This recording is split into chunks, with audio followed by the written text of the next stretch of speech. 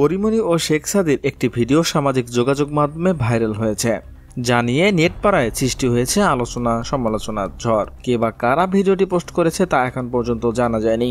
তবে শেখ সাদি বরাবরই পরীর থেকে দূরে থাকছেন। তাদের এই সম্পর্ক যেন জনমনে না আসে সেদিকেও লক্ষ্য রাখছেন শেখ সাদি। কিন্তু পরিমণি বারবারই এসব কিছু তার প্রেমের সম্পর্ক তিনি প্রকাশ করতে চাচ্ছেন। তিনি তার কথার মাধ্যমে বিভিন্ন স্ট্যাটাসে এবং বিভিন্ন ফেসবুক পোস্টেও তিনি এসব বোঝাতে চেয়েছেন দর্শকদের।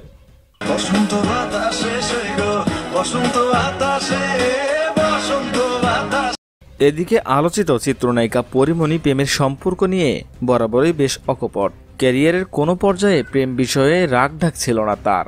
একাধিকবার প্রেমের সম্পর্কে জড়িয়েছেন, বিয়েও করেছেন।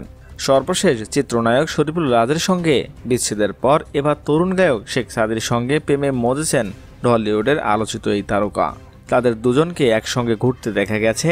দুজনের বাসায় যাতায়াত ছিল দুজনেরই। সাদির মা পরিমণির জন্য পিঠা বানিয়ে পাঠাচ্ছেন, তা আবার ফেসবুকে শেয়ার করে জানিয়ে দিচ্ছেন পরিমণি নিজেই। আবার দেখা যাচ্ছে শেখ সাদি যখন ঢাকার রাস্তায় গাড়ি চালাচ্ছে, পাশের আসনে বসা পরিমণি। এত কিছুর পরেও শেখ সাদি নিজ মুখে এই সম্পর্ক নিয়ে সেভাবে কিছু বলেননি। তবে পরিমণি এসবকে মোটেও পাত্তা দেননি। তিনি তার প্রেমের সম্পর্ক নিয়ে মুখে কিছু না বললেও নানান কর্মকাণ্ডে তা বুঝিয়ে দিচ্ছেন। বিষয়টা অনেকটা এমন, আমি প্রেম করছি, ভালো আছি, তাতে কার কি। এর আগে পরিমণি তার ফেসবুক আইডির কভার ফটো বদল করেছেন। সেখানে নতুন একটি স্থিরচিত্র স্থান পেয়েছে।